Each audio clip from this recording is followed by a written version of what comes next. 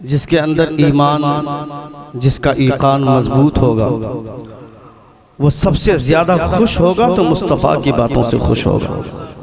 سب سے زیادہ خوشی اگر اسے حاصل ہوگی تو حضور کی باتوں سے خوشی حاصل ہوگی۔ پیر صاحب بیٹھے ہوئے تھے، مرید نے آ کر کہا کہ حضرت دیکھیے، میں نے فلاں ڈاکٹر سے ملاقات کی، میرے دانت میں کافی درد تھا، اس نے دانت لگوا دیے۔ کہا ڈاکٹر بہت اچھا ہے۔ پیر صاحب نے کہا بیٹھ جاؤ۔ کہا حضرت وہ فلاں ڈاکٹر بہت پیارا ہے۔ کہا بیٹھ جاؤ، بیٹھو خاموشی سے۔ پھر مرید نے کہا کہ حضرت وہ ڈاکٹر ایسا انجیکشن دیا اور دانت بدل دیا، مجھ کو پتہ بھی نہیں چلا۔ کہا خاموش رہو۔ تھوڑی دیر کے بعد پھر بات ہی بات میں پھر اس نے اشارتاً کہا، اور پھر بات چھڑ گئی۔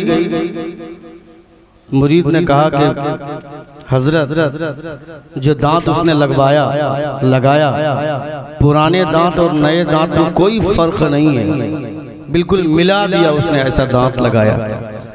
پیر صاحب کو غصہ آیا، کہا جو ڈاکٹر نے 2 دانت لگوایا تب سے اس ڈاکٹر کا خطبہ پڑھ رہا ہے، مگر جس خدا نے تم کو 32 دانتوں کی نعمت عطا فرمائی ہے، زور سے اللہ رب العزت نے 32 دانت لگوائے، کبھی خدا کا شکریہ تم نے ادا کرنے کی کوشش نہیں کی۔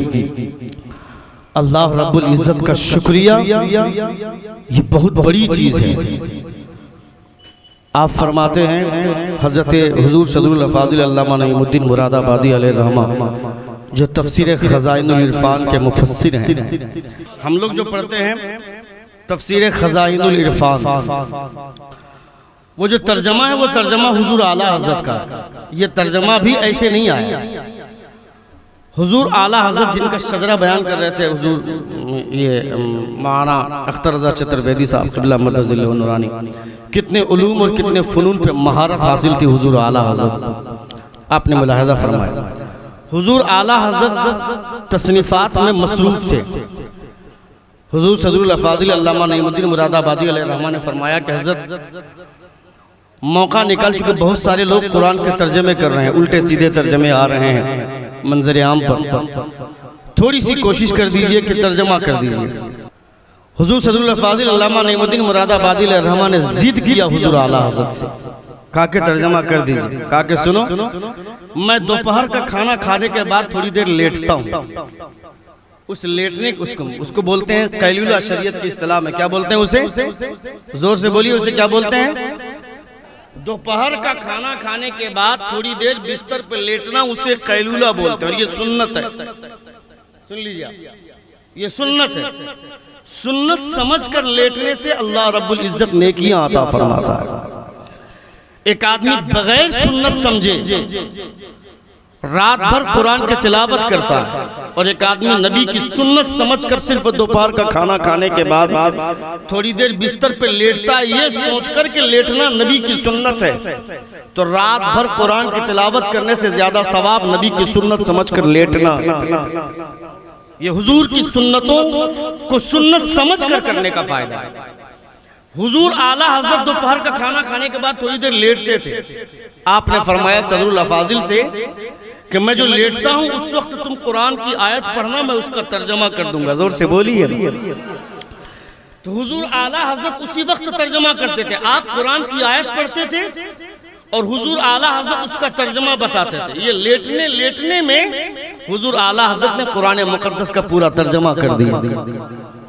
حضور اعلیٰ حضرت، اب آپ سمجھ سکتے ہیں، اس ترجمے کو دیکھ کر حضور اعلیٰ حضرت اشرفی میاں، جو کچشہ شریف کے بہت بڑے بزرگ ہیں، جو الجامعۃ الاشرفیہ کے بانی ہیں، حضور اعلیٰ حضرت اشرفی میاں فرماتے ہیں کہ اعلیٰ حضرت نے ترجمہ ایسا کیا ہے کہ جس ترجمے کو دیکھنے کے بعد ایسا محسوس ہوتا ہے کہ اعلیٰ حضرت نے اردو میں قرآن لکھا۔ اتنا خوبصورت ترجمہ حضور اعلیٰ حضرت نے فرمایا۔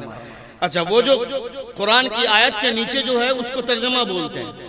ترجمے والے قرآن شریف میں جو گرین والا حصہ ہے، ہرا، اس ہرے والے حصے میں آیت کا ترجمہ ہے، اور اس کے چاروں طرف بارڈر ہے، وائٹ بارڈر سفید ہے، اس میں کچھ لکھا ہوا، اس کو حاشیہ بولتے ہیں۔ کیا بولتے ہیں اس کو؟ حاشیہ بولتے ہیں۔ یہ حاشیہ چڑھانے والے سید الافاضل علامہ نعیم الدین مراد آبادی علیہ الرحمہ، انہوں نے حاشیہ چڑھا، اسی کو بولتے ہیں تفسیر خزائن العرفان۔ زور سے بولی، اسی کا نام ہے تفسیر خزائن العرفان۔ تفسیر خزائن العرفان کے مفسر حضور سید الافاضل علامہ نعیم الدین مراد آبادی علیہ الرحمہ، آپ فرماتے ہیں اس قرآن مقدس کی اس آیت کے ماتحت، یا ایہا الذین آمنوا کلوا من طیبات ما رزقناکم واشکروا للہ۔ اللہ فرماتا اے ایمان والو کھاؤ، زور سے بولی، زور سے بولی، زور سے بولی، اے ایمان والو کھاؤ، من طیبات ستھرائی میں سے، ما رزقناکم جو ہم نے تم کو رزق دیا ہے، واشکروا للہ اور اللہ رب العزت کا شکریہ ادا کرو۔ حضور صلی اللہ علیہ وسلم فرماتے ہیں کہ اس آیت مبارکہ سے یہ ثابت ہوا کہ خدا کی نعمتوں کا شکریہ ادا کرنا یہ واجب ہے۔ سمجھ رہے ہیں آپ؟ خدا کی نعمتوں کا شکریہ ادا کرنا واجب ہے، مگر ہم میں سے کتنے لوگ شکریہ ادا کرتے ہیں؟ بہت کم ایسے لوگ ہیں جو شکریہ ادا کرتے ہیں، نہیں کے برابر۔ آپ جو روٹی کھاتے ہیں، یہ روٹی ایسے ہی نہیں آتی، یہ روٹی تیار ہوتی ہے گیہوں سے۔ یہ گیہوں کہاں اگتا ہے؟ زمین سے۔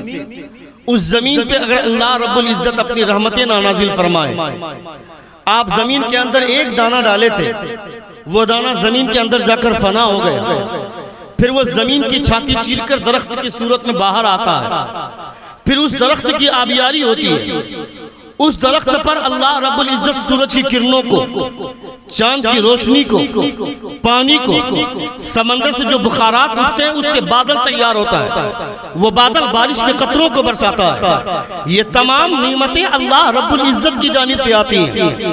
جس روٹی کو آپ کھا کر مزے لیتے ہیں، اللہ فرماتا ہے وہ روٹی تمہارے ہاتھوں نے بعد میں بنایا ہے، مگر وہ روٹی تم تک اگر پہنچی ہے کسی اور کا احسان نہیں ہے، تیرے پروردگار کا احسان، اس خدا کا احسان ہے۔ کبھی اس خدا کے تعلق سے آپ نے سوچا ہے؟ نہیں سوچا ہے۔ ہم آج لاکھوں روپے کما لیتے ہیں، کروڑوں روپے میں کھیلتے ہیں، ہم آج رنگ برنگ کی چیزیں کھاتے ہیں، مگر کبھی اللہ رب العزت کا شکریہ ادا نہیں کرتے ہیں۔ کہ حضور نے فرمایا کھانا کھانے سے پہلے گٹوں تک ہاتھ دھونا یہ سنت ہے حضور، نبی یہ کونین صلی اللہ تعالی علیہ وسلم کی سنت ہے۔ اگر یہ سوچ کر آدمی ہاتھ دھوتا ہے تو وہ کھانا کھائے گا، بیماری سے بھی بچے گا، اور وہ آدمی جس نے نبی کی سنت سمجھ کر ہاتھ دھویا ہے، اللہ رب العزت اسے نیکی بھی عطا فرمائے گا۔